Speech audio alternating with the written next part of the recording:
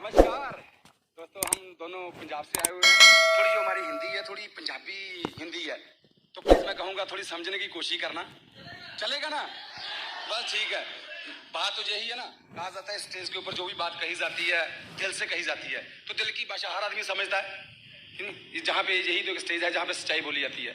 दोस्तों, मेरा नाम बलजीत सैनी है, बाय प्रोफेशन पुलिस अफसर, पर अभी डरने की कोई बात नहीं है, हैं? अभी इस बिजनेस की बदौलत मैं जो नौकरी छोड़ चुका हूँ। थैंक्स करते हैं भगवान का, जब हमने इस बिजनेस को देखा था 4 साल पहले। कहा जाता ना भगवान की मर्जी के बिना कुछ भी नहीं होता, लेकिन 4 साल पहले इस बिजनेस को देखा था भगवान ने, हमारा दिमाग खुला रखा। और जब ये बिजनेस को देखा था तो हर बात हमारे दिमाग में पड़ती गई कि अगर इस काम को किया जाए तो जिंदगी कैसी हो सकती है। यही बात सोच के आए। लेकिन सबसे मेन चीज जो पीछे आप लोग बैनर पढ़ रहे हो, Brit world wide system, Brit world wide system जिसने हमें वहां से उठा के वहां पहुंचा दिया। आज एज एक ब्रिट लीडर, आज आपको एक ब्रिट लीडर आपको समझाने आया, जिसने 4 साल पहले अपने आप को ब्रिट सिस्टम के एक ऐसे सांचे में डाला जिसने एक कामयाब एमरल्ड और कामयाब डायमंड बनने जा रहे हैं। लेकिन ब्रिट सिस्टम दोस्तों एक ऐसी चीज है, यही चीज को हम लोगों ने आज समझना है। 4 साल दौरान हमारा क्या एक्सपीरियंस हुआ वही हम आपसे बातें करेंगे।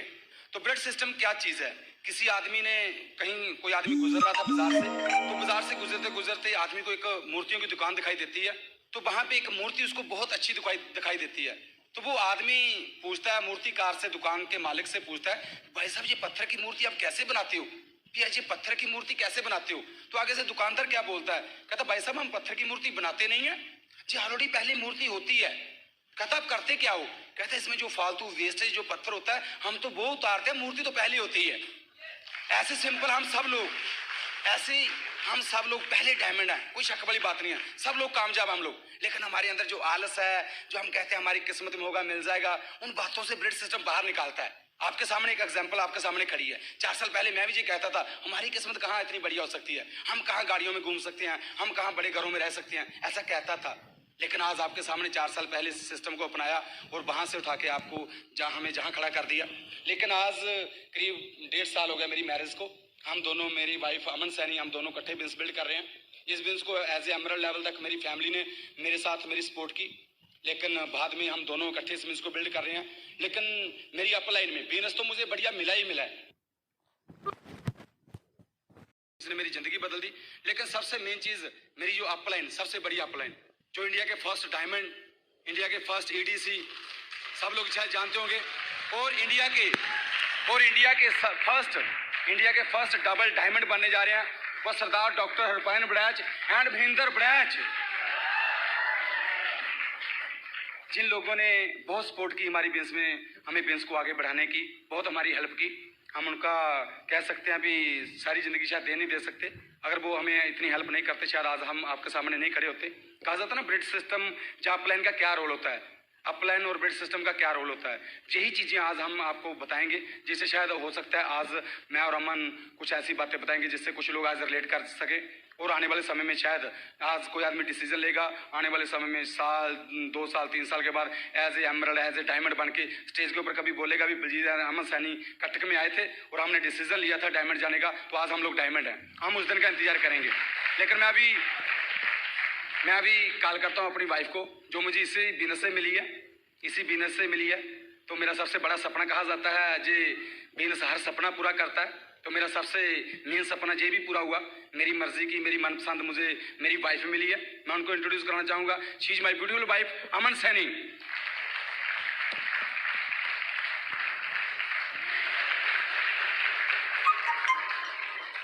सबको नमस्कार। Myself Aman Saini, Mrs Baljeet. हम लोग पठानकोट से हैं। सबसे पहले मैं अपने बारे में कुछ बताने से पहले ये कहूँगी कि आज काफ़ी लोग इस बिज़नेस सेमिनार में फ़र्स्ट टाइम आए होंगे, तो मैं उनके लिए कहना चाहूँगी कि आज अपने घर से आप लोग बहुत कीमती टाइम निकाल के आए हो। 1 या 1.5 घंटा काफ़ी कीमती टाइम है आपकी ज़िंदगी का, जो आप यहाँ पे निकाल के आए हो। मगर मैं एक बात कहूँगी आपको कि जो आप कीमती टाइम अपनी ज़िंदगी से निकाल के आए हो, आप यहाँ पे वही 1 या 1.5 घंटा बहुत ध्यान से हमारी बातें सुनना, क्योंकि जिस बिज़नेस के बारे में हम लोग बात करने जा रहे हैं, उस बिज़नेस की वजह से हमारी ज़िंदगी बदल चुकी है बिल्कुल। और हो सकता है अगर आप ये 1.5 घंटा ध्यान से सुने तो आपकी ज़िंदगी में भी बहुत बड़ी चेंज आ सकती है। तो मैं इसलिए कहूँगी कि आप लोग हमारी बातों को कुछ ध्यान से सुनिएगा। बाकी अपने बारे में मैं कुछ बताना चाहूँगी कि मेरी शादी को 1.5 साल हुए हैं और मैं शादी के बाद ही इस बिज़नेस में आई हूँ। तो कहा जाता है कि जो डिस्ट्रीब्यूटर्स हैं वो तो अपनी अपनी जगह पे बहुत अच्छा काम कर रहे हैं इस बिज़नेस को ग्रो करने के लिए, मगर मैं आपको एक बात दावे के साथ कह सकती हूँ, बलजीत के साथ शादी की है 1 घंटे के अंदर अंदर मैं एमरल्ड बनी हूँ। पर मैं फिर भी बताना चाहूँगी कि मैं इनकी ज़िंदगी में कैसे आई, कुछ इसके बारे में बताऊँगी। जैसे हम दोनों पंजाब से हैं, तो शादी से पहले मैं लुधियाना को बिलोंग करती थी और हमारी फैमिली में मेरे फादर हैं, मेरी मदर हैं और हम 3 ब्रदर सिस्टर्स हैं। और जो मेरे ब्रदर हैं वो मैरिड हैं, मेरी सिस्टर भी बड़ी हैं मुझसे, वो भी मैरिड हैं और सबसे छोटी घर में मैं ही थी शादी से पहले। तो जैसे कि अभी मैंने बताया आपको कि मैं इनकी ज़िंदगी में कैसे आई, तो मेरे फादर साहब एक्सियन हैं म्यूनसिपल कॉरपोरेशन में। He is a class 1 officer, gazetted officer हैं वो। तो वो बहुत ही अपनी ज़िंदगी में बहुत ही कामयाब इंसान हैं। तो अपनी नौकरी के दौरान उन्होंने फार्म हाउस बनाया, कोई एक 50 एकड़ लैंड है हमारा, बहुत ही अच्छा खूबसूरत फार्म हाउस बनाया उन्होंने हिमाचल में। वहाँ से हमें कम से कम लाखों की आमदनी होती है हर साल। तो जैसे हर बाप का सपना होता है कि मेरा बेटा भी वही काम करे जो मैं कर रहा हूँ, तो मेरे फादर साहब चाहते थे कि जब मेरे ब्रदर की शादी हो जाए और वो कोई बिज़नेस अपने लिए ढूंढना चाहे तो वो फार्म हाउस पे ही उसे ही ग्रो करे, ताकि वो आने वाले टाइम में और अच्छी इनकम जनरेट कर सके और अपनी फैमिली के लिए कुछ अच्छा कर सके। पर हुआ यूँ, वो कहता था कि जब मैं अपने दोस्तों के बीच में बैठूंगा तो मैं उनको क्या बताऊंगा कि मैं खेती बाड़ी करता हूँ, मैं तो ये बता ही नहीं सकता। तो वो बिल्कुल भी इंटरेस्टेड नहीं था खेती बाड़ी मेरा अपना फार्म हाउस संभालने के लिए। तो अक्सर हमारे घर में थोड़ी परेशानी रहती थी क्योंकि पापा एक क्लास 1 ऑफिसर थे और वो चाहते थे कि ब्रदर भी कुछ अच्छा काम करे, पर वो एग्रीकल्चर में इंटरेस्टेड नहीं था। इसलिए पापा टेंशन में रहते थे कि क्यों ना उसके लिए कुछ अच्छा किया जाए, तो क्या अच्छा किया जाए उसके लिए। तो इस बीच मेरी सिस्टर की भी मैरिज हो चुकी थी, वो डेंटिस्ट हैं मेरी सिस्टर, और मेरे जीजा जी भी डेंटिस्ट हैं। वो दोनों बहुत अच्छी कमाई कर रहे थे अपनी डेंटिस्ट्री से। मेरी सिस्टर जो कि डॉक्टर गगन हैं और मेरी जीजा जी डॉक्टर प्रभजोत हैं, और वो काफ़ी अच्छा कमा रहे थे, काफ़ी अच्छी इनकम जनरेट कर रहे थे। इस बीच जब वो लोग अपनी ज़िंदगी में बिज़ी थे पैसा कमाने में, तो उनको किसी ने एमवे बिज़नेस के बारे में बताया। मेरी सिस्टर और मेरे जीजा जी को जब इंट्रोड्यूस करवाया गया इस बिज़नेस के लिए, तो वो दोनों इस बिज़नेस को करने के लिए बहुत ही एक्साइटेड थे। वो कुछ इसलिए क्योंकि जब उन्होंने कंसेप्ट देखा, जिसने उनको ये कंसेप्ट दिखाया था, उसने उनको ये बात बोली कि अगर 2 या 5 साल ढंग से आप इस बिज़नेस को दे देते हो तो आप आने वाले टाइम में अपने फैमिली के लिए बहुत अच्छा टाइम निकाल सकते हो और परमानेंट इनकम जनरेट कर सकते हो। तो वो दोनों इस बात के लिए बहुत एक्साइटेड थे क्योंकि उनकी एक छोटी बेटी थी। वो दोनों काफ़ी अच्छा पैसा कमाते थे, मगर उस पैसे को एंजॉय करने के लिए उनके पास कोई टाइम नहीं था। इसलिए वो बहुत एक्साइटेड थे दोनों इस बिज़नेस को करने के लिए। तो जैसे कि शुरू में जब वो एक्साइटेड हो गए बिज़नेस करने के लिए, आप में से भी कई लोग जब बिज़नेस ज्वाइन करते हो तो आप लोगों को बोला जाता है कि ये जो बिज़नेस कंसेप्ट है आपको वो कई लोगों से शेयर करना पड़ता है, कुछ एक लोगों से आपको वो बिज़नेस कंसेप्ट शेयर करना पड़ता है। तो मेरी सिस्टर ने सबसे पहले जब लिस्ट बनाई बिज़नेस कंसेप्ट को शेयर करने के लिए, तो सबसे पहले उसने मेरे ब्रदर का नाम लिखा, क्योंकि वो ऑलरेडी एग्रीकल्चर में इंटरेस्टेड नहीं था, फ्री था। तो उसने सोचा कि ये बिज़नेस कंसेप्ट अगर मैं उसको बताऊंगी तो वो ज़िंदगी में बहुत राइज कर सकता है, और दूसरा नाम लिखा मेरा।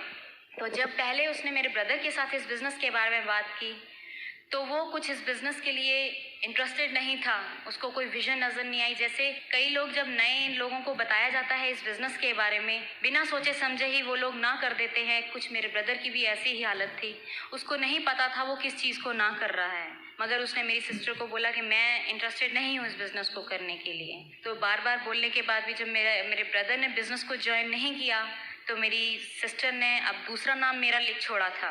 तो जब उसने मेरे साथ इस बिज़नेस के बारे में बात की तो मैं शादी से पहले I was quite immature, maturity नहीं थी, पैसे की कभी ज़रूरत महसूस नहीं हुई क्योंकि फ़ादर साहब ने इतना कमाया था और हमें कभी भी उनसे कोई भी डिमांड करने की ज़रूरत नहीं पड़ी। बहुत कमाया था उन्होंने, तो इसलिए कभी भी किसी चीज़ की कमी महसूस नहीं हुई, इसलिए मुझे कभी भी बिज़नेस की ज़रूरत महसूस नहीं हुई। पर मैं जो लोग नए आए हैं, मैं आपसे यही बोलना चाहूँगी कि हम लोग इतनी दूर से आए हैं आपको ये बताने के लिए कि जो गलतियाँ हमने की हैं इस बिज़नेस को बिल्ड करने के लिए, वो लोग आप मत करना। जैसे मैंने उस टाइम समझा कि मुझे इस बिज़नेस की ज़रूरत नहीं है, तो मैं नए लोगों के लिए कह देती हूँ, हो सकता है आज आपका सोर्स ऑफ इनकम बहुत अच्छा है, आज आपको इस बिज़नेस की ज़रूरत नहीं है, पर दोस्तों ये ज़रूरी नहीं कि जो आज टाइम है वही कल को भी रहे। हो सकता है अगर आज आपको इस बिज़नेस की ज़रूरत नहीं है तो आने वाले टाइम में आपको इस बिज़नेस की ज़रूरत पड़ सकती है। So this is the right time to build this business. तो जैसे कि मैंने बिना सोचे समझे ही मैंने भी कहा अपनी सिस्टर को कि नहीं, मैं नहीं कर सकती, कि मैं नहीं करूँगी क्योंकि मुझे ज़रूरत नहीं है। तो उस टाइम मेरी सिस्टर ने कहा कि मुझे ये बिज़नेस करना है हर हालात में, क्योंकि वो बहुत ही डेडिकेटेड थी। तो जब मैंने बिज़नेस वो साइन अप कर लिया, तो जब आप लोग नए नए ज्वाइन करते हो तो आपको बोला जाता है कि हफ्ते में एक ओपन मीटिंग होती है जो आपको अटेंड करनी ज़रूरी होती है, जिसमें आपको बताया जाता है कि बिज़नेस को कैसे ग्रो करना है। तो हमारे लुधियाना में हर संडे ओपन मीटिंग हुआ करती थी, ठीक 11 बजे। तो हर संडे ठीक 10 बजे मेरे को मेरी सिस्टर गगन का फ़ोन आ जाता था कि अमन आप अब तैयार हो जाओ, 11 बजे मीटिंग है, आपको मीटिंग पे मेरे साथ चलना है। तो जैसे नए लोगों को जब पता नहीं होता ना ये बिज़नेस क्या है, तो वो बहाने बनाते हैं। तो मैं भी बहाने बनाने में बहुत परफेक्ट थी। मैंने काफ़ी फ्रेश बहाने तैयार रखती थी हर संडे को। कभी मैं उसे बोलती थी मेरा सर दुख रहा है, कभी मैं बोलती थी पेट दुख रहा है मेरा, मतलब बहाने लगा के संडे मेरे लिए एक परेशानी बन के रह गया था कि संडे आएगा और मेरे को कोई ना कोई बहाना लगाना पड़ेगा, तो मैं कैसे मैनेज करूँगी। मैं आपको ये बातें बता रही हूँ कि ये मैंने गलतियाँ की हैं, मतलब मैंने उस टाइम पे इंटरेस्ट ही नहीं शो किया। तो जब ऐसा हो रहा था तो मेरी सिस्टर मेरे से काफ़ी परेशान हो गई कि मैं ऐसा कर रही हूँ, बार बार मना करती थी। तो मैं तब एमए इंग्लिश कर रही थी, तो मैं जब एमए इंग्लिश मेरी कंप्लीट हो गई तो मेरी एडमिशन बीएड में हो गई एचपी यूनिवर्सिटी शिमला में।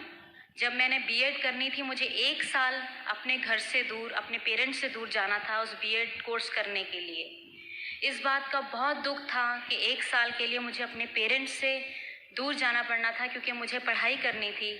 मगर आप मान नहीं सकते, मुझे इस बात की बहुत खुशी थी कि आज के बाद मुझे कोई संडे को फ़ोन करके तंग नहीं किया करेगा कि अमन आपको मीटिंग पे जाना है।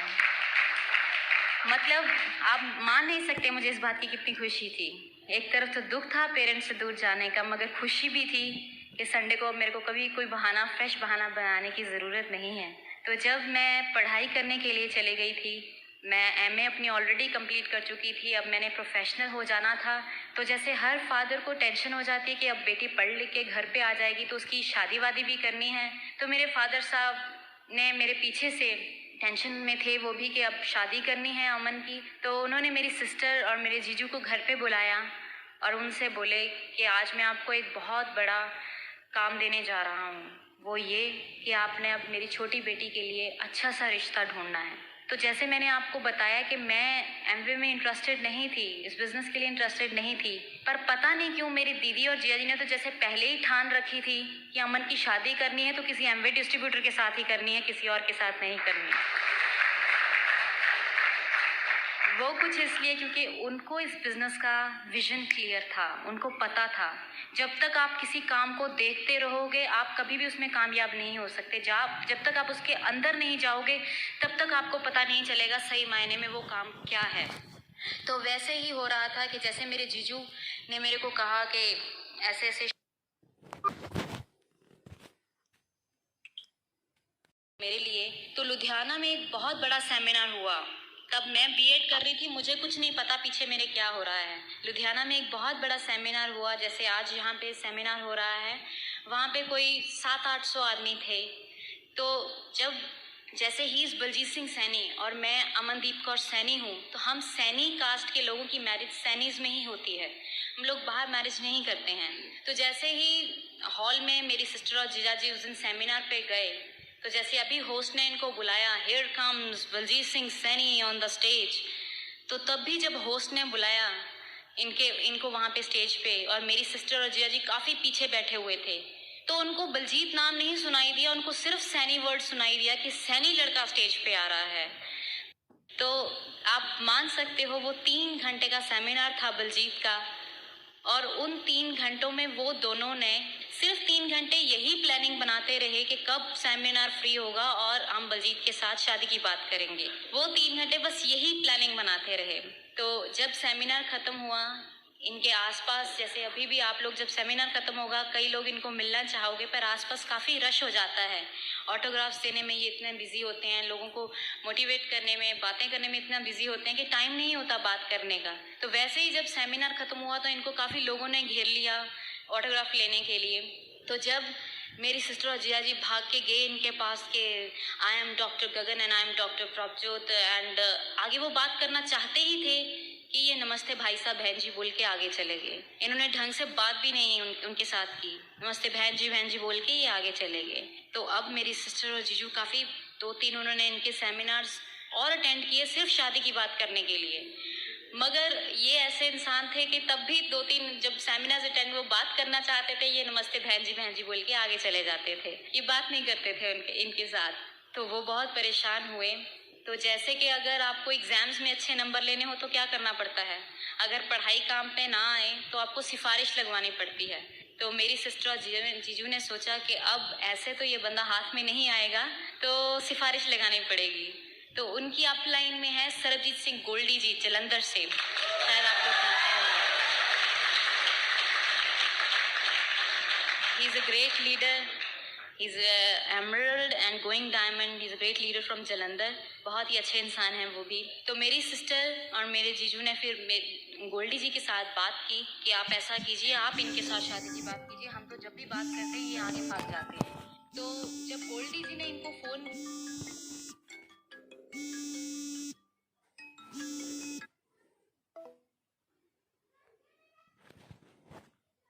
किया, कहते देखेंगे, सोचेंगे, कर लेंगे, टाइम आएगा देख लेंगे। तो मगर मैं आपको एक बात बता दूं, मेरी जो सिस्टर और जीजू हैं वो एक पक्के एमवे डिस्ट्रीब्यूटर हैं। पक्के मान सकते हो, मतलब कि they are excellent follow uppers, क्योंकि उन्होंने बलजीत के साथ इतना अच्छा फॉलो अप रखा कि वो बार बार बलजीत को फ़ोन करके तंग करते रहे कि आप टाइम दो मिलने का, आप टाइम दो मिलने का, because they are excellent Amway distributors you know. तो फॉलो अप करते रहे बहुत अच्छी तरीके से। तो जब इतने सारे फ़ोन आ गए तो इन्होंने कहा कि चलो अब तो टाइम देना ही पड़ेगा। तो इन्होंने कहा कि चलो ठीक है, मैं फ़ोटोग्राफ्स देख लेता हूँ, अगर मुझे लड़की ढंग की लगी तो हम लोग मिलने का टाइम फिक्स कर लेंगे।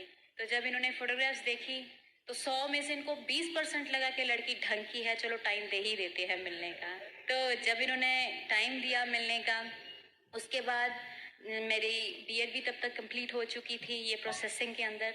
तो जब मैं बीएड करके वापस आई घर पे तो मेरे को नहीं पता था, मेरे पीछे से मेरे रिश्ते की बात भी हो चुकी है, अब मेरे को मिलने जाना है, मुझे कुछ नहीं मालूम था। तो जब मैं घर पे आई बीएड करके तो मेरी सिस्टर, पहले तो वो टेंशन थी, परेशान थी कि वो बलजीत के साथ कैसे बात करेगी। अब वो परेशान थी कि वो मेरे साथ कैसे बात करेगी, क्योंकि मेरा तो शुरू से ही एमवे डिस्ट्रीब्यूटर्स के लिए क्या कंसेप्ट था मैं आपको बता ही चुकी हूँ। तो जब मेरी सिस्टर ने मेरे साथ बात करनी थी इनके बारे में, तो आप सबको शायद मालूम होगा हमारे बिजनेस में कुछ मैगजीन्स होती हैं, एमाग्राम मैगजीन्स होती हैं, जिसमें कि फोटोग्राफ्स होती हैं कामयाब लोगों की, जिसमें बताया जाता है कि ये लोग कैसे कामयाब हुए। तो मेरी सिस्टर ने वो मैगजीन लाकर मेरे को दिखाई और बोली कि ये देखिए फोटोग्राफ के। तो मैंने देखी फोटोग्राफ तो बोली, पता है ही इज़ बलजीत सिंह सैनी। तो मैंने कहा ठीक है सैनी, तो फिर क्या करना है। कहती है लाख रुपया कमाता है महीने का। मैं क्या ठीक है, कमाता होगा, अपने घर पे कमाता होगा, हमें उससे क्या लेना देना। तो वो बोली मैं तेरी शादी की बात इससे करने जा रही हूँ, he is a great man, is a great Amway distributor. मैंने कहा अच्छा। तो जब मैंने इनके बारे में साइट पे लिखा होता है तो मैंने जब पढ़ा, इनकी 2 बातें बहुत ही महान थी जिसकी वजह से मैं इनके साथ बिल्कुल भी शादी नहीं करना चाहती थी। क्योंकि इन्होंने सबसे पहले ऊपर लिखा था that I am a retired police officer. तो जब मैंने पढ़ा कि ये रिटायर्ड पुलिस ऑफिसर है, मैंने कहा चाहे ये बिजनेस में है मगर एटीट्यूड तो वैसा ही होगा ना, तब मुझे क्या पता था कि ब्रिट सिस्टम एक आदमी को इतना चेंज कर देता है, मतलब इतना क्या, बिल्कुल ही चेंज कर देता है। मैं तो सोचती थी ये बहुत रुखे से इंसान होंगे। तो दूसरी बात जब मैंने इनके बारे में पढ़ी कि ये एमवे डिस्ट्रीब्यूटर हैं, वो भी कामयाब सक्सेसफुल एमवे डिस्ट्रीब्यूटर हैं, तो मैंने कहा अमन सैनी तू तो चाह के भी इसको एमवे से निकाल नहीं पाएगी शादी के बाद, क्योंकि ये तो कामयाब इंसान है उस फील्ड में। तो मैं इंटरेस्टेड नहीं थी क्योंकि मुझे इस बिज़नेस के बारे में कुछ विजन नहीं था। पर मुझे अपनी दीदी और जीजा जी को मैं भगवान का रूप मानती थी अपने मन में। मुझे इतना पता था, इतना मुझे विश्वास था कि मेरे लिए जो भी करेंगे वो अच्छा ही करेंगे, कभी भी मेरे लिए कुछ बुरा नहीं चाहेंगे। दोस्तों, मैं आपसे एक बात बोलूँगी, आज आप किस मर्जी फील्ड में हो, जिसमें भी हो, उसमें विश्वास रखिएगा, आपको कामयाबी मिलेगी, तो आपको मिलेगी ही मिलेगी। ये डन डील है, आपको मिलेगी।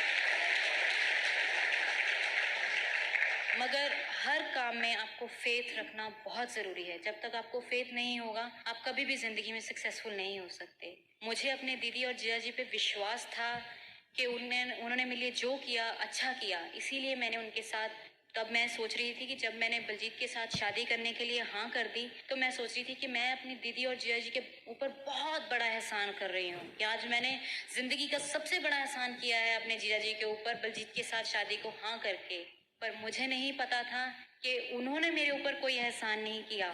मैंने कोई एहसान नहीं किया था उनके ऊपर, उन्होंने मेरे ऊपर एक इतना बड़ा एहसान कर दिया है जिसका बदला शायद मेरी आने वाली पुश्तें भी नहीं दे सकती। उन्होंने एक इतना बड़ा एहसान किया कि इस बिजनेस की बदौलत बलजीत जी अपनी 9 साल वाली गवर्नमेंट जॉब छोड़ चुके हैं, यानी कि फुल टाइम हस्बैंड मिला मुझे इस बिजनेस की बदौलत। और दूसरा, मैंने कभी सोचा भी नहीं था कि हम लोग हमेशा, कभी मैंने देखा ही नहीं था अपने पेरेंट्स को भी, मगर मैंने कभी सोचा भी नहीं था कि मेरे को अपना हस्बैंड जो है, इकट्ठे हम लोगों को रहने का मौका मिलेगा इस बिज़नेस की बदौलत। आज इतनी खुशियाँ मिल रही हैं कि मैं उनका देना शायद, अपनी दीदी और जीजा जी का देना शायद ज़िंदगी में कभी भी नहीं दे सकती। आज जैसे कि मैंने अभी बताया आपको, शुरू में जब मैं इस बिज़नेस को अभी ज्वाइन किया था, मुझे नहीं पता था, जैसे नए लोगों को जब आप लोग बिज़नेस प्लान दिखाते हो तो आप बताते हो कि बिज़नेस में इनकम इज़ परमानेंट।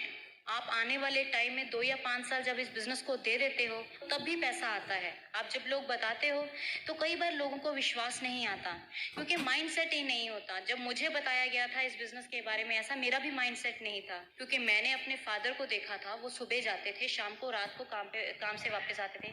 अपने चाचा जी को देखा था, अपने ताया जी को, जितने भी बिजनेसमैन लोग थे, सब लोग सुबह काम पे जाते थे, तब शाम को उनको इनकम जनरेट होती थी। मगर जब मेरी नई शादी हुई थी, हमारी शादी को जब अब हफ्ता हो गया था, तो होता क्या था, हमारा लाइफस्टाइल क्या था, हम लोग सुबह 11 बजे उठते थे, ब्रेकफास्ट करते थे, कुछ लोग घर पे आते थे, बलजीत जी उनके साथ बैठ के, हम लोग बैठ के बातचीत करते थे, 1-1:30 बज जाता था, लंच करते थे, फिर सो जाते थे। और शाम को ये मेरे को बोलते थे, अमन तैयार हो जाओ, अब हमें कुछ लोगों को मिलने जाना है। तो हम लोग 5 या 6 फैमिलीज को मिलते थे और शाम को फिर वापस आ जाते। रात को जब घर पे वापस आते थे तो बलजीत बोलते थे, it was a great day, आज हमारे बिजनेस में और भी ग्रोथ होगी। तो मैं टेंशन में रहती थी कि काम करते वर्ते है नहीं, बिजनेस में पता नहीं कैसे ग्रोथ होगी, क्योंकि करते क्या थे हम लोग, सुबह उठना, इकट्ठे ही रहना, शाम को जाना तो मेरे साथ ही जाना। फैमिली में अक्सर देखा था पापा अकेले जाते थे काम करने के लिए, सुबह जाते थे, रात को वापस आते थे, तभी जाके महीने के बाद इनकम जनरेट होती थी। तो हमें तो ठीक हफ्ता हो चुका था ऐसे ही करते, ऐसा हफ्ता हुआ, 1.5 हफ्ता हुआ, 2 हफ्ते हो गए, 3 हफ्ते हो गए, रोज ऐसा ही होता था। ये सुबह उठते थे, हम लोग ब्रेकफास्ट करते थे, कुछ लोग मिलने आते थे, ये बातें करते थे, दोपहर हो जाती थी, बातें करते करते टाइम का पता ही नहीं चलता था। शाम को मुझे कहते थे, अमन तैयार हो जाओ, अब हमें इकट्ठे जाना है। तो जब भी लोगों से मिलके रात को आते थे तो हम लोग फैमिली में घर पे बैठते तो बोलते थे, it was a great day, आज मैं बहुत एक्साइटेड हूँ, आज मेरे बिजनेस में और भी ग्रोथ हो गई।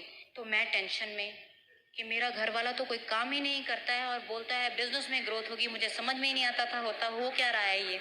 मुझे नहीं पता था कि ये लोगों को मिलने का बिजनेस है, जितना हम लोगों से मिलेंगे उतनी हमारे बिजनेस में ग्रोथ होगी। तो जब मेरी मम्मी का फ़ोन आया 3 हफ्ते बाद और उन्होंने मेरे को बोला कि अमन मैरिड लाइफ कैसी चल रही है, तो मैंने उनसे बोला, मैंने कहा आपने मेरे साथ बहुत बुरा किया। कहते क्यों, क्या हुआ? मैंने कहा आपने पता नहीं मेरी कैसे लड़के के साथ शादी करवा दी, काम करता नहीं है और शाम को मेरे साथ ही जाता है जहाँ पे भी जाता है, और जब हम लोग कुछ लोगों से मिल के आ जाते हैं तो बोलता है it was a great day और बिजनेस बहुत अच्छा जाएगा। तो मैं क्या, पता नहीं आपने मेरी किसके साथ शादी करवा दी है। तो मम्मी बोलते हैं कि शुरू शुरू में ऐसा होता है, जब लड़के की शादी होती है वो महीने की छुट्टी ले लेता है, उसके बाद ठीक होता है सब कुछ, उसके बाद वो जॉब पे जाना शुरू करता है।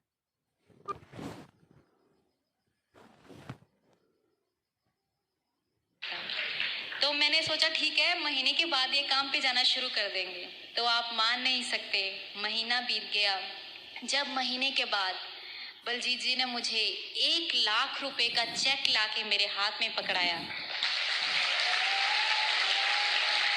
तब मुझे पता चला, तब सही मायने में मुझे पता चला था कि मुझे क्या मिला है। मैंने सिर्फ एक बात सोची दोस्तों, कि अगर हम शाम को 2 या 3 घंटे कुछ लोगों से मिलके हम लोग परमानेंट इनकम जनरेट कर सकते हुए, और एज अ लेडी मैंने ये सोचा कि इस बिजनेस की बदौलत मैं अब बलजीत के साथ पूरा टाइम रह के अगर 3 या 4 घंटे फैमिली को दे के, किसी और को दे के, अगर हम लोग परमानेंट इनकम जनरेट कर सकते हैं, फुल टाइम हस्बैंड मेरे को मिल सकता है, तो मेरे लिए ये बिजनेस नहीं, कोई भगवान का ही रूप है जिसने ये बिजनेस बताया होगा, जो हमारी जिंदगी में आया ये बिजनेस।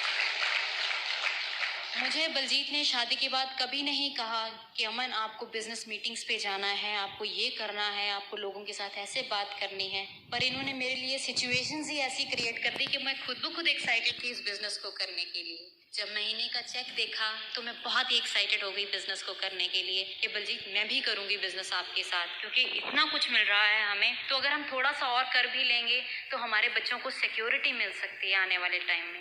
अभी तो हम लोग कुछ करते ही नहीं थे, तब हमें इतना पैसा आ रहा था। मैंने सोचा कि बलजीत अगर हम फुल टाइम इसको लगाना शुरू कर दें तब क्या हो सकता है, तब मेरे बच्चों के लिए क्या हो सकता है, मेरी आने वाली जनरेशन्स के लिए क्या हो सकता है।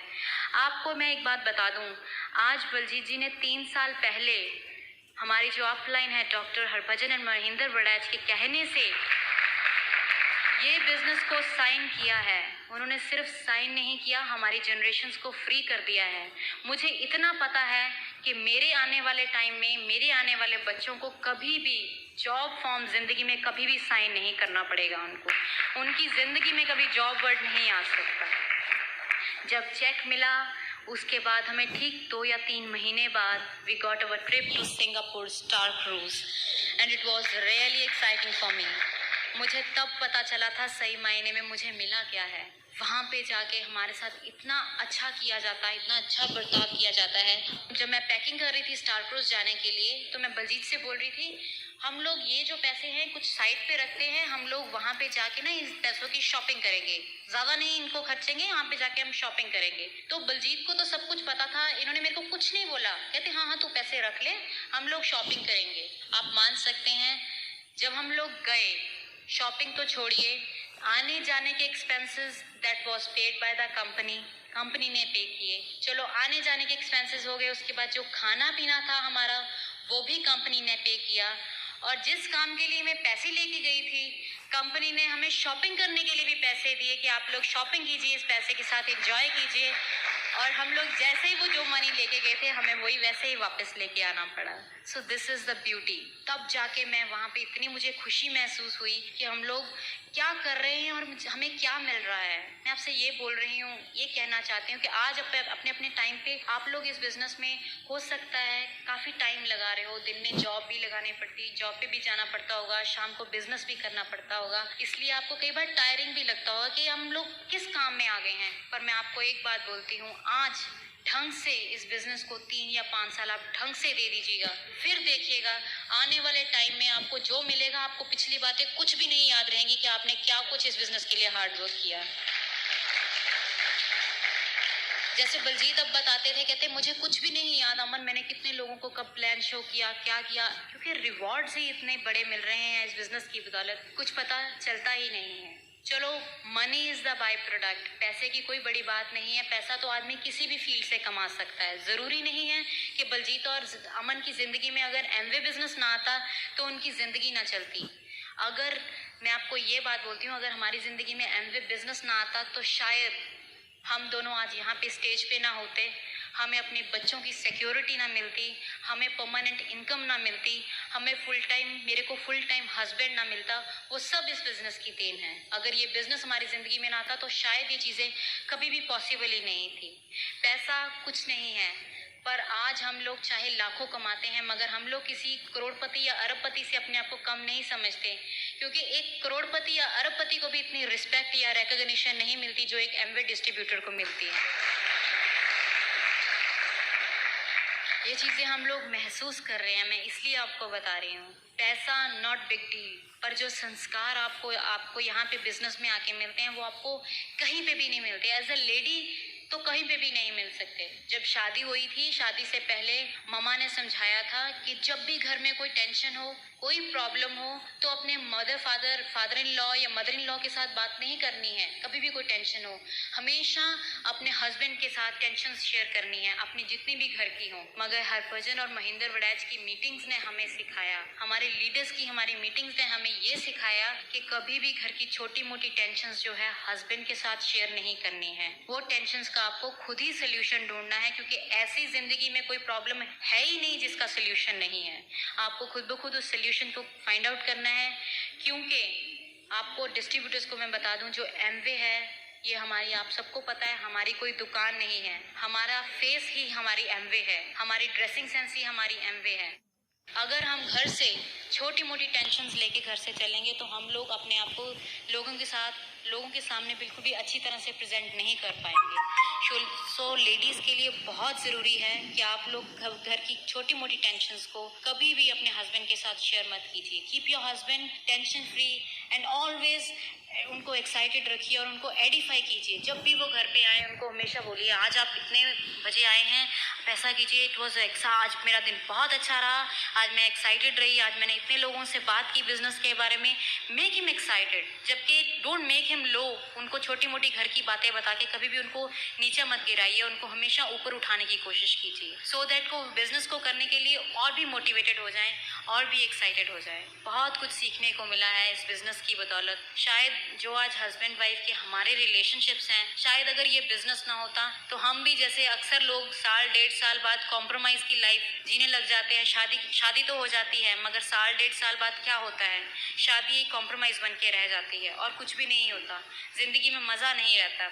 पर सिर्फ इस बिजनेस की बदौलत आज हम दोनों का ट्रैक एक है, हमारी सोच एक है, हमारे ड्रीम्स एक हैं। उन ड्रीम्स को पाने के लिए रास्ता एक है, जिसकी बदौलत हमारी जिंदगी बहुत अच्छी है, बहुत अच्छी बिता रहे हैं। और 1.5 साल हो गया शादी को, कभी भी मैं सोच भी नहीं सकती हमारी लड़ाई तो इस बिजनेस की बदौलत कभी हुई नहीं, क्योंकि बलजीत ने कभी टाइम ही नहीं दिया लड़ाई करने का। Because always we are at the topic of Amway. हमारे लिए और कुछ जिंदगी में है ही नहीं, किसी और चीज़ के मायने ही नहीं है, क्योंकि इस बिजनेस की वजह से हमारी ज़िंदगी बदल चुकी है।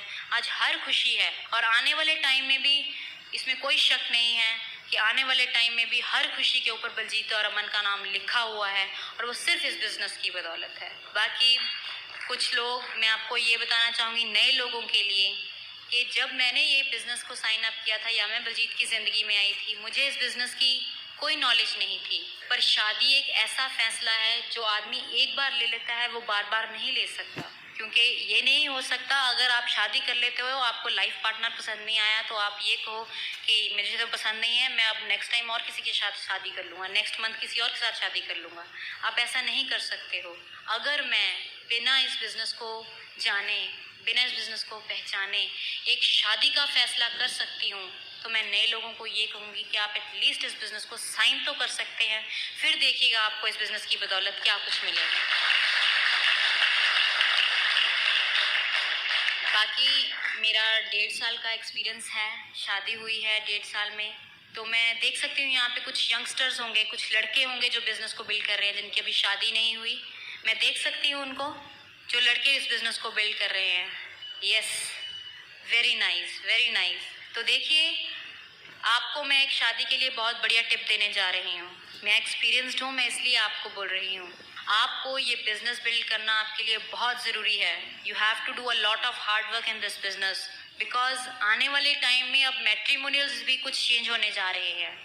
पहले शादी के इश्तिहार होते थे कि हमारी सुंदर सुशील कन्या के लिए कोई पढ़े लिखे आदमी की ज़रूरत है, मगर अब आने वाले टाइम में होगा कि हमारी सुंदर सुशील कन्या के लिए, हमारी सुंदर सुशील पढ़ी लिखी कन्या के लिए एक डीडी क्वालिफाइड, एक एमरल्ड क्वालिफाइड लड़के की ज़रूरत है। तो आपके लिए मैं ये बोलूँगी कि आपके लिए ये बिज़नेस बिल्ड करना बहुत ज़रूरी है। और लास्ट में मैं यही नए लोगों के लिए कहूँगी कि this is a wonderful business.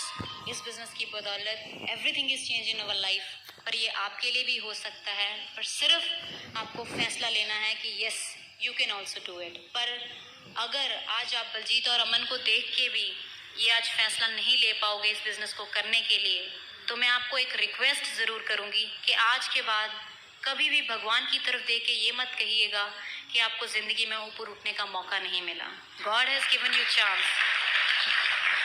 आज आपको चांस मिला है, आपको सिर्फ डिसीजन लेना है, क्योंकि भगवान कभी भी नीचे आपको ये आके ये नहीं बताएगा कि आदमी बंदे तेरे लिए ये काम अच्छा है और तेरे लिए ये काम अच्छा है और तू कर सकता है। भगवान हमेशा किसी न किसी रूप में नीचे आता है। हो सकता है वो बलजीत और अमन के रूप में आज आपको बताने आया होगा कि ये काम बहुत अच्छा है और आप कर सकते हो।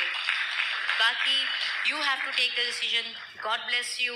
हम तो आज यहाँ से सेमिनार करके चले जाएंगे, मगर आज हमारी तरफ देख के अगर एक भी कपल ने ये डिसाइड कर लिया that yes we are excited to do this business, तो हम समझेंगे हमारा कटक में आने का जो इतनी दूर से हमने रास्ता तय किया है, हमारा यहाँ आना सफल हो गया और हम अपनी सफलता को बहुत इंजॉय करेंगे और आपकी पंजाब में बैठ के वेट करेंगे।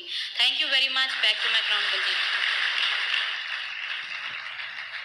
थैंक यू दोस्तों, थैंक यू थैंक यू।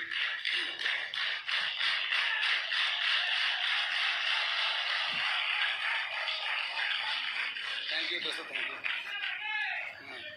बढ़िया बोल लेते हैं। बाकी जब अमन जी बता रहे थे इनकी सिस्टर मुझे सेमिनार पे मिलने आती थी, तो मुझे क्या पता था इनकी शादी की बात करनी है। अगर मुझे पता था तो मैं पहले दिन ही हाँ कर देता है। बात ऐसे ना, मुझे इनके लिए एमरल्ड बनना ही पड़ा।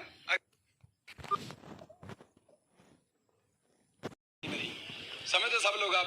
बाकी मैं सोची बात बताना चाहूंगा क्यों इनके लिए एमरल्ड बनना पड़ा। ऐसे एक दफा एक हस्बैंड सीईओ था कंपनी का, वो कहीं जा रहा था सैर के लिए, तो रास्ते में क्या था, गाड़ी में तेल डलवाने लगते हैं। जब तेल डलवाते हैं तो उसकी वाइफ उसके साथ बैठी होती है, तो जो आदमी तेल डाल रहा होता है गाड़ी में, तो उसकी वाइफ उसकी तरफ देखती है। जब उसकी तरफ देखती है तो अपने हस्बैंड को साथ ही सीईओ को बोलती है जी जो आदमी गाड़ी में तेल डाल रहा ना जी मेरे साथ पढ़ता था। आगे से आदमी की अपनी ईगो होती है सीईओ की, बोलता अगर तेरे साथ पढ़ता था देख आज कहाँ पे तू सीईओ के साथ बैठी हुई है, वो कहाँ पे तेल डाल रहा है। तो आगे से उसकी वाइफ क्या बोलती है, उसकी वाइफ की अपनी ईगो होती है, कहती है अगर मेरी शादी उसके साथ हुई होती ना तो वो जहां पे होता आप जैसे आपकी सीट पे, तो आप जहां वहां पे तेल डालती होती। बात समझे नहीं? बस सिंपल। इनके लिए मुझे एमरल्ड बनना पड़ा है, काबली एमरल्ड के थे। अगर शायद एमरल्ड ना हो तो शायद शादी ना ही होती। बाकी थोड़ा मैं अपने बारे में दोस्तों बताना चाहूंगा। मेरा पठानकोट के पास गाँव है, करीब 15-16 किलोमीटर दूर, वहाँ का मैं रहने वाला हूँ। वहाँ पे मेरी परवरिश हुई, वहाँ पे मेरा जन्म हुआ। तो मैं पहली से लेके 5वीं कक्षा मैंने प्राइमरी स्कूल, जो सरकारी स्कूल होते हैं वहाँ पे की, जहाँ पे बैठने के लिए भी कुछ ना कुछ घर से ले जाना पड़ता है, पता सब लोगों को। उसके बाद 10वीं कक्षा 6वीं कक्षा से लेके 10वीं कक्षा हमारे एक दूसरा गांव था, टाउन छोटा सा था, वहाँ पे मैंने की। तो आगे नकल मार मार के पास होते रहे। तो +1 +2 मैंने पठानकोट शहर में की। वहाँ पे भी आगे भी पढ़ने का शौक था, लेकिन +2 तक नकल चली, आगे नकल चलना बंद, तो पढ़ाई भी बंद हमारी। ऐसा हुआ, सोचा आगे क्या करें, चलो थोड़े फिजिकल फिट थे, चलो पुलिस में भर्ती हो गई। चलो सोचा नौकरी करेंगे, जिंदगी में बढ़िया ऐश करेंगे। ऐसा होता ना, जब आदमी का माइंड सेट होता है नौकरी मिल गई तो समझ लो सब कुछ ही मिल गया। ऐसे हम भी थे, अगर नौकरी मिल गई तो सब कुछ समझ लो मिल गया। जब नौकरी करने लगे, पहला साल बीता तो जिंदगी थोड़ी दूसरी साइड पे जाने लगी। जैसे सपने पूरे करने आते जी क्या होने लगा। दूसरा साल हुआ, फिर तीसरा साल हुआ, चौथा साल हुआ। ऐसे मेरे 3 ब्रदर, हम 2 सिस्टर हैं, 3 ब्रदर 2 सिस्टर। तो 91 में मैं भर्ती हुआ था, तो 93 में मेरे ब्रदर की शादी हुई। बाद में 95 में मेरे सिस्टर की शादी। वो 95 तक कर्जा खत्म करते रहे, 95 में मेरे सिस्टर की शादी आ गई, वो भी कर्जा ले दे के शादी कर दी। 97 में मेरे ब्रदर की शादी फिर आ गई, वो भी कर्जा खत्म करते करते आगे बारी मेरी थी। फिर क्या होगा, नौकरी वाले आदमी का क्या हाल होता है सब लोगों को पता ही है। 9 साल मैंने दोस्तों नौकरी की। 9 साल के दौरान भी बैंक में अकाउंट खुलाने की जरूरत ही नहीं पड़ी, जिम्मेवारी इतनी थी ऊपर। नौकरी वाले आदमी का क्या हाल होता है पता सब लोगों को। मैं क्यों, मुझे नौकरी का ज्यादा एक्सपीरियंस है। बिजनेसमैन भी कुछ लोग बैठे होंगे, लेकिन मेरा नौकरी का ज्यादा एक्सपीरियंस है। तो वो कि नौकरी वाले आदमी का क्या हाल होता है, जब पे मिलती है 1 से 10 तक जेब गर्म होती है, पैसा होता है जेब में। उसके बाद थोड़ा लेना देना होता है, 10 से 20 थोड़ी नरम हो जाती है। जिन लोगों का लेना देना गया पैसा 20 से 30 बेशर्म हो जाती है, होता है कुछ नहीं जेब में। ऐसा चलता है। ऐसी चल रही थी कंडीशन हमारी भी। चलो 9 साल बीत गए, सोचा भी यही जिंदगी है, चल रही है, सब लोगों के साथ ऐसा ही होता है, हमारे पेरेंट्स के साथ भी ऐसा हुआ, सब लोगों के साथ ऐसा हुआ। लेकिन जब इस बिजनेस के बारे में मुझे बताया गया 98 दिसंबर में, जब इस बिजनेस के बारे में हमारे एक पुलिस में आदमी था, उसने मुझे बोला कि बलजीत सिंह बहुत बढ़िया काम है, जिंदगी बदल सकती है। जब ये बात हम किसी आदमी से बोलते हैं कि जिंदगी बदल सकती है, तो वो आदमी क्या सोचता है? जिस भी आदमी जिस काम में भी होता है, तो मैं पहले पुलिस में नौकरी करता था, मैं ये भैया पुलिस में नौकरी कर रहे हैं, इससे बढ़िया जिंदगी क्या हो सकती है, ऐसा सोचते सब लोग। फिर बढ़िया जिंदगी इससे क्या हो सकती है, ऐश कर रहे हैं, सब कुछ बढ़िया है। लेकिन उस टाइम पे पता नहीं था लाइफस्टाइल किसे कहते हैं, बढ़िया जिंदगी किसे कहते हैं, बस माइंडसेट था। ऐसा लोगों के साथ होता है। जब आप भी लोगों को बोलोगे ना, हर एक आदमी का अपने काम में माइंडसेट है, कोई सोचता नहीं है भी जिंदगी इससे भी बदल सकती है। चलो हुआ क्या, उसने रोज बोलना, महीना बीत गया, 2 महीने बीत गए, 6 महीने के बाद उस आदमी ने फिर मुझे एक बात बोली, बलजीत सिंह काम बहुत बढ़िया है, आपका 1 घंटा लगेगा, रुपये 10 लगेंगे। जैसे ओपन मीटिंग होती है, 1 घंटा रुपये 10, अगर दिमाग में बात पड़ गई तो जिंदगी बदल जाएगी, नहीं तो नौकरी तो है ही है। बड़ी अजीब बात लगी, यार बात भी सही है, चलो देखते हैं क्या बताते हैं मीटिंग पे जाके। तो जब मैंने मीटिंग आने का डिसीजन लिया, तो मैंने सोचा अकेले ना जाऊं, 2 पुलिस वाले और अपने साथ ले आया, कहीं अकेला फंस ना जाऊं मैं, ऐसा होता ना, कहीं अकेला मूर्ख ना बन जाऊं मैं। तो मैं अपने साथ 2 पुलिस वाले और ले आया मीटिंग में। जब हम फ्रंट रो पे बैठे, तो एक होशियारपुर में, पंजाब में एक सिटी पड़ता है होशियारपुर, वहां पे एक स्कूल में मीटिंग थी। तो वैसे एवरेज 40-45 लोग थे, ये अप्रैल 99 की बात है, तो 40-45 लोग थे। तो तब फ्रंट रो पे बैठे, तो होस्ट जैसे अभी होस्ट ने मुझे इंट्रोड्यूस किया, ऐसे होस्ट ने जिस आदमी को इंट्रोड्यूस किया जिसने काम समझाना था, उनको इन्वाइट किया। इतनी एडिफिकेशन, ऐसे ऐसे कनाडा में डॉक्टर थे, ये वो फलान, काफी उसका एडिफिकेशन की। तो जब स्टेज पे आए, कौन आदमी थे? डॉक्टर वड़ैच जी। मैंने फर्स्ट मीटिंग उनकी देखी। जब वो स्टेज पे आए, सब लोग जो डिस्ट्रीब्यूटर थे, सब लोगों ने ताड़ियां, सब लोगों ने खूब ताड़ियां लगाई। तो हमने ऐसे हाथ किए होते, कांच तले हाथ किए, हम पुलिस वाले, हम क्यों ताड़ियां लगाए भी? ऐसा होता ना, कोई नया सज्जना आज आया होगा भी, वो था ताड़ियां, हम क्यों ताड़ियां लगाए भी? शायद मुझे इतना पता, लेकिन जाते समय सबसे ज्यादा ताड़ियां आप ही लगाओगे, मुझे पता है इतना, आप इतने एक्साइटेड होंगे, मुझे पता है। लेकिन कोई ताड़ी नहीं। चलो डॉक्टर साहब ने आते समय कुछ बड़ी बड़ी बातें की। पहले अपनी इंट्रोडक्शन दी, ऐसे समय डॉक्टर था, कनाडा में रहता था। तो बाद में बड़ी बड़ी बातें क्या बोलने लगे। डॉक्टर साहब ने पहला क्या बोला कि आप फ्रीडम चाहते हो, फ्रीडम चाहते हो। मैंने बोला जी कौन सी फ्रीडम की बात कर रहे हैं भैया, 1947 से हमारा मुल्क आजाद हुआ है, तो ये कौन सी फ्रीडम की बात कर रहे हैं? नहीं माइंड सेट हुआ, फ्रीडम यार क्या होती है? हमें किसी स्कूल, किसी कॉलेज, किसी सुना ही नहीं किसी से फ्रीडम।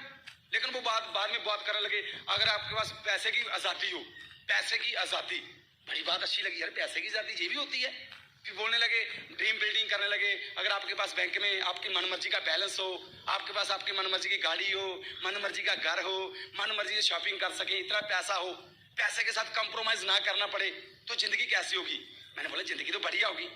जब जो नए लोग आए, बढ़िया जिंदगी होगी।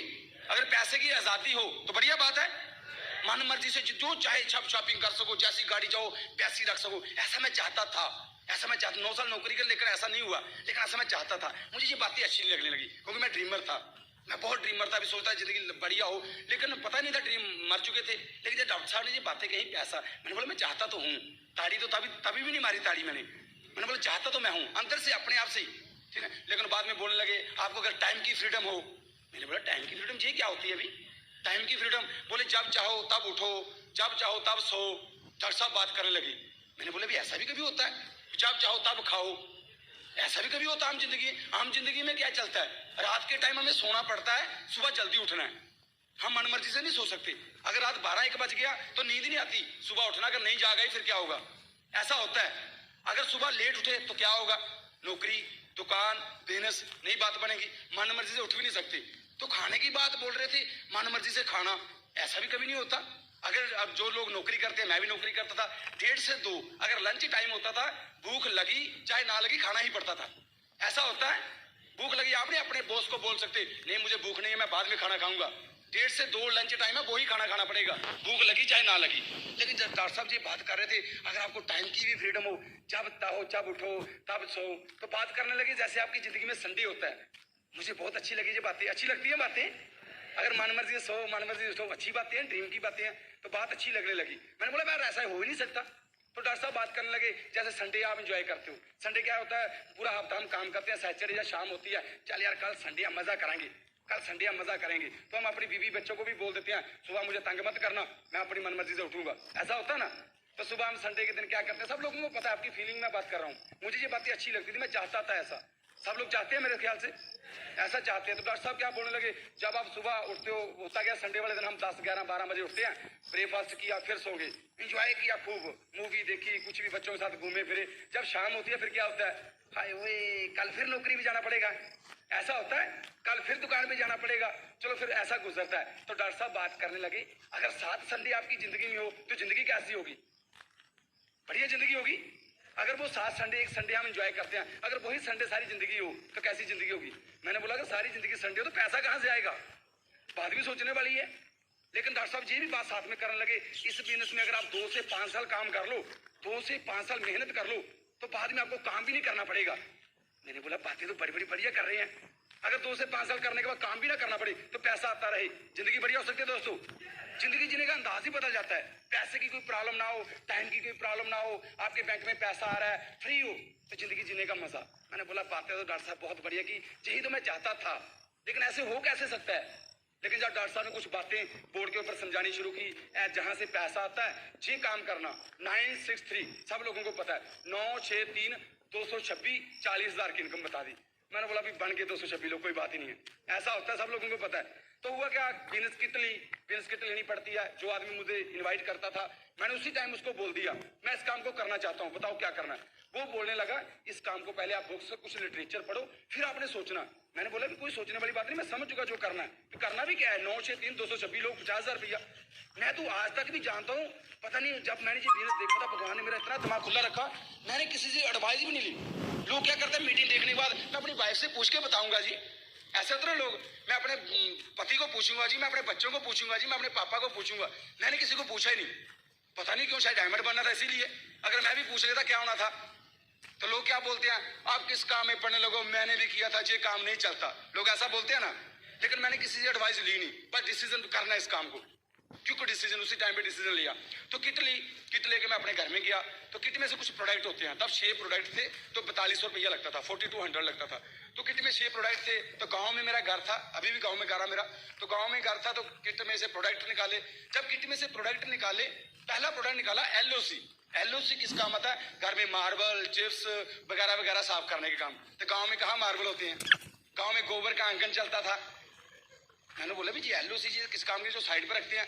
दूसरा प्रोडक्ट निकाला सी स्प्रे। मैं बात ये क्यों समझा रहा हूँ, क्यों मैं ये बात बता रहा हूँ, कुछ लोग कहते हैं ना हमारी कार वाश किस काम का जी, हमारे पास तो कार है ही नहीं है, ऐसे कुछ लोग कहते हैं बिजनेस शुरू करने से पहले। पर अगर ये बात कहेंगे, पर लोगों के पास तो कार है कम से कम। पर जो लोग ऐसा बिजनेस मेंटालिटी बनानी पड़ेगी आपको। अगर बाहर लोग मार्केट में बिजनेस करते हैं, अगर कोई आदमी चूड़ियों की दुकान करता है, कोई आदमी चूड़ियों की दुकान करता है, जरूरी तो नहीं वो चूड़ियां पहनता होगा, सोचने वाली बात है। अगर कोई आदमी साड़ियों की दुकान करता होगा, कोई आदमी बाहर मार्केट में, तो जरूरत नहीं वो आदमी साड़ी पहनता होगा, बिजनेस करता वो। बात फॉलो कर रहे हो दोस्तों। अगर हमारे पास कार नहीं है, लोगों के पास तो कार है। अगर हमारे घर में LOC नहीं आता, पर लोगों के घरों में तो आता है। ये बात समझ चुका बलजीत सिंह, कोई बात नहीं, अगर तेरे काम नहीं आता, कम से कम लोगों के काम तो आएगा। चलो मैंने लोगों को समझाना शुरू किया। तो मैंने कुछ लोगों की लिस्ट बनाई, जैसे कहा जाता है लिस्ट बनाओ। तो मैंने कुछ लोगों की लिस्ट बनाई, किन लोगों की, जो मेरे गांव में पढ़ते थे मेरे साथ, जो मेरे रिलेटिव थे, उन लोगों की। जब मैंने उन लोगों को समझाना शुरू किया, जो मैं समझा था कि ऐसे ऐसे ऐसे ऐसे करो 50,000 रुपया आ जाएगा, तो मुझे मेरे गाँव वाले लोग क्या बोलने लगे, बलजीत सिंह जी ये गाँव में काम नहीं चलेगा, ये गाँव में नहीं काम चलेगा जी, शहर वाले लोगों को समझाओ जाके काम। मैंने बोला चलो गांव छोड़ते हैं, शहर वाले लोगों के पास चलते हैं। तो शहर में शायद आपके साथ भी ऐसा होता होगा ऐसा शायद। तो शहर वाले लोगों के पास गए। तो शहर वाले लोगों को जब मैंने पूछा, समझाया, मेरे कुछ रिलेटिव थे, मैंने +2 शहर में की थी, तो कुछ मेरे वाकफ लोग थे, उन लोगों को समझाना शुरू किया ऐसे ऐसे ऐसे काम है। तो वो क्या बोलने लगे, बलजीत जी शहर में कोई मूर्ख नहीं बनेगा, शहर में कोई मूर्ख नहीं बनेगा, गाँव वाले लोगों को मूर्ख बनाओ जाके। मैंने बोला भैया गांव वाले बोल रहे हैं शहर, शहर वाले बोल रहे हैं गांव, तो जो लोग मीटिंग जाते हैं वो कहां से आते हैं, सोचने वाली बात है। जो लोग मीटिंग में आते हैं वो कहां से आते हैं। मैंने बोला चलो डायमंड तो बनना भैया, करोड़पति तो बनना है। तो मैं उस टाइम पे मगेरी लाल वाले हसीन सपने लेता था। मैं मगेरी लाल का सब लोगों को पता ही होगा, मगेरी लाल के हसीन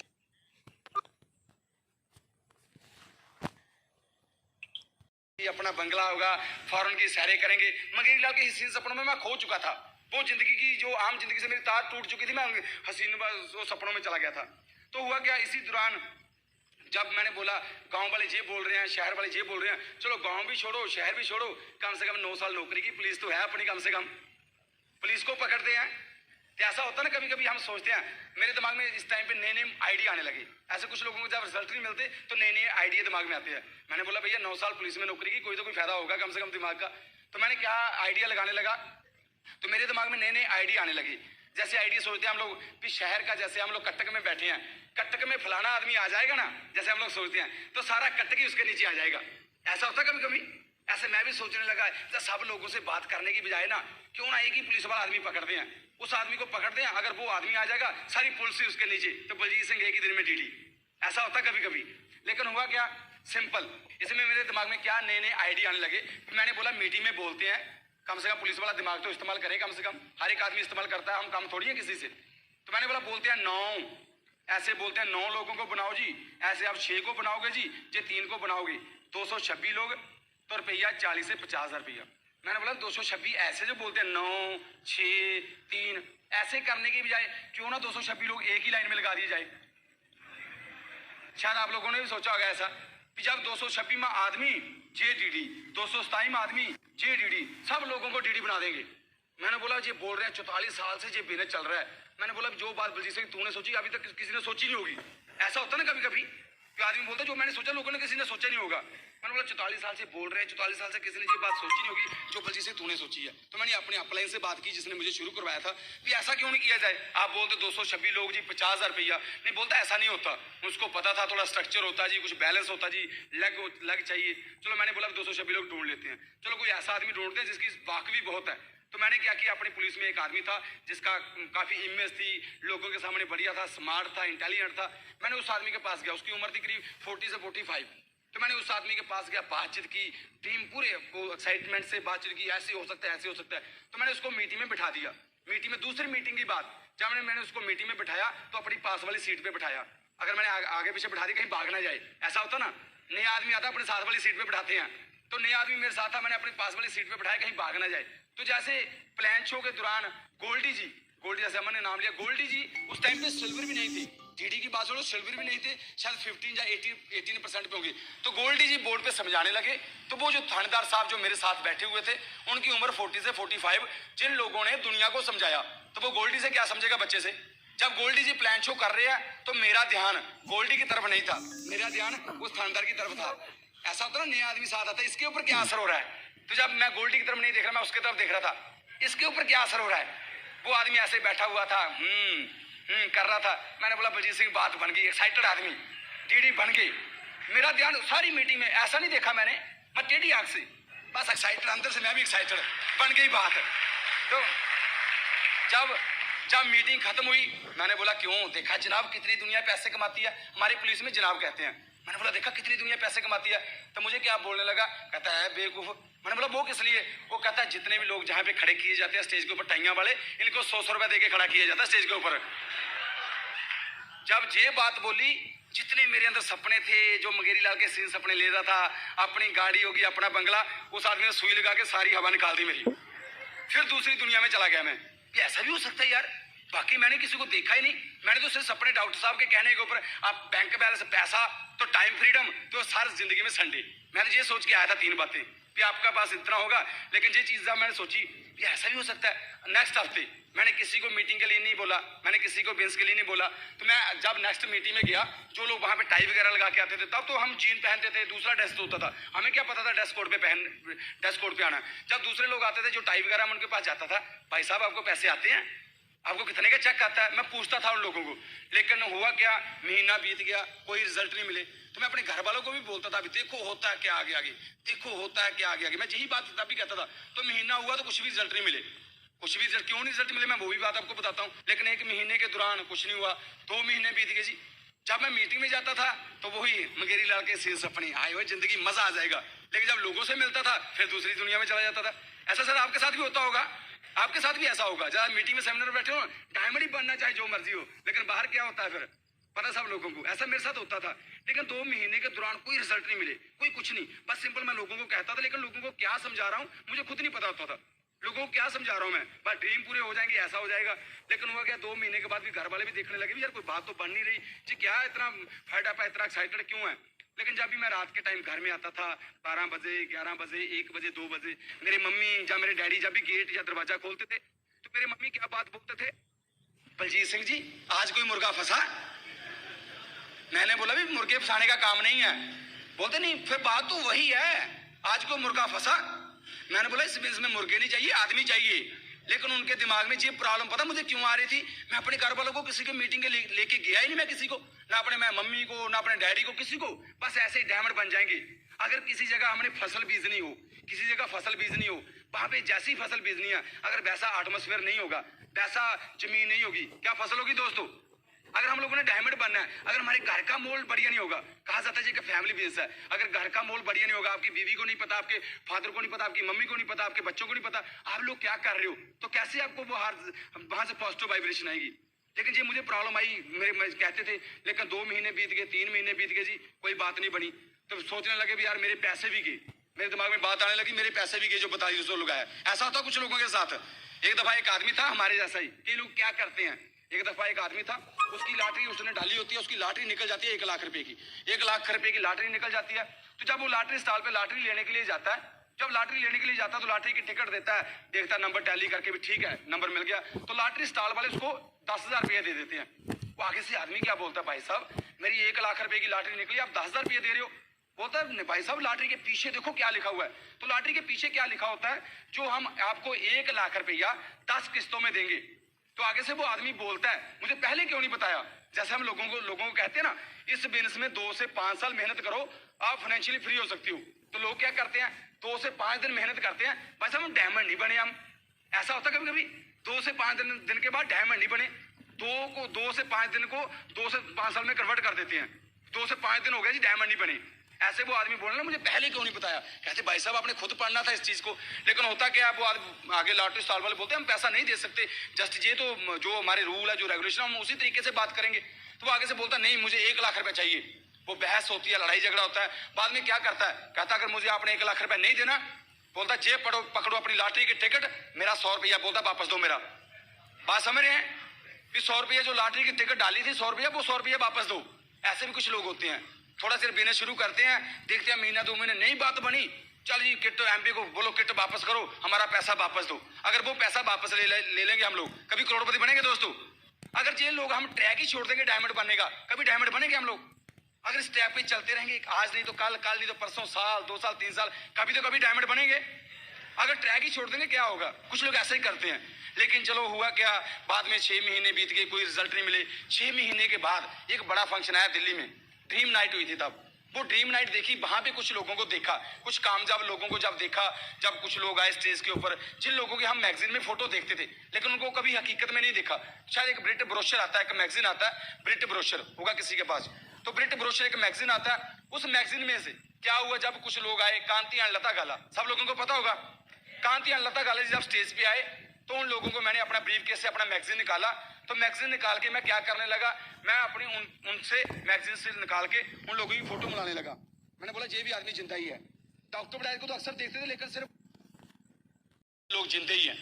ये भी लोग कर रहे हैं, मैं भी कर सकता हूँ, मेरा विश्वास है। तब डर लगता था यार, ऐसा होता है लोगों के साथ जब इस बिजनेस को बिल्ड करते हैं, कभी कभी डाउटफुल होता है, पता नहीं मैंने सही रास्ता चुना या नहीं चुना। तो हुआ क्या, जब फोटो वगैरह मिलाई, सब ठीक मिल गई फोटो, तो बाद में आने के बाद जब भी कोई स्पीकर आता था यही बात कहता था, मैंने अपना सिस्टम लगाया तो बात नहीं बनी, मैंने ब्रिड सिस्टम को फॉलो किया तो बात बनी। मैंने बोला 6 महीने मैंने भी अपना पुलिस वाला सिस्टम लगाया, बात तो बनी नहीं है, ब्रिड सिस्टम को फॉलो करना ही पड़ेगा। लेकिन उसके बाद आके मैंने बुक्स पढ़नी शुरू की, उसके बाद मैंने कैसेट सुननी शुरू की। उसके बाद 6 महीने के बाद मैंने अप्रैल 99 में शुरू किया था दोस्तों, अप्रैल 99। तो अप्रैल 2000 में मैं सिल्वर चला गया था। अप्रैल 2000 में 1 साल में मैं सिल्वर चला गया था। लेकिन अगर मैं वो सेमिनार पे नहीं जाता शायद आज मैं जहाँ पे खड़ा नहीं होता। लेकिन वो सेमिनार के दौरान तो मेरे हुआ क्या, जब अप्रैल में मैंने सिल्वर जाना था तो मेरे घर में उनको मैंने कभी मीटिंग दिखाई नहीं, घर में पता नहीं था क्या बिजनेस कर रहा है। लेकिन जब मैंने आके वो मीटिंग के बाद हर चीज को मैंने प्रैक्टिकल करना शुरू किया। प्रैक्टिकल क्या करना शुरू किया, अक्सर स्टेज के ऊपर कहा जाता था, जब मैं पहले मीटिंग सुनता था, जो भी आपके दिल में है, जो भी अपने दिमाग में है, ड्रीम जिसे कहते हैं, वो अपने घर में अपने चिपकाओ, अपनी आंखों के सामने रखो। तो मैं कभी ऐसा, मैंने बोला ऐसा भी कभी हो सकता है। लेकिन बाद में क्या हुआ, जब वो सेमिनार देखने के बाद मैंने ड्रीम अपने घर में लेके, मेरी गाड़ी आ चुकी है, तो मेरे घर वालों ने वो चार्ट फाड़ दिए। बल्कि बोलते ऐसा भी कभी होता है। मैंने बोला करेंगे, डायमंड ऐसा बोलते हैं जी, बिजनेस ऐसा है। पहले आपको विश्वास करना पड़ेगा, फिर ये काम होगा। लेकिन यही चीज मैंने की। लेकिन अब जब सिल्वर ब्रेक होने का टाइम, मैंने फुल टाइम लगाना शुरू कर दिया। फुल टाइम जॉब की तरफ बिल्कुल कम ध्यान देना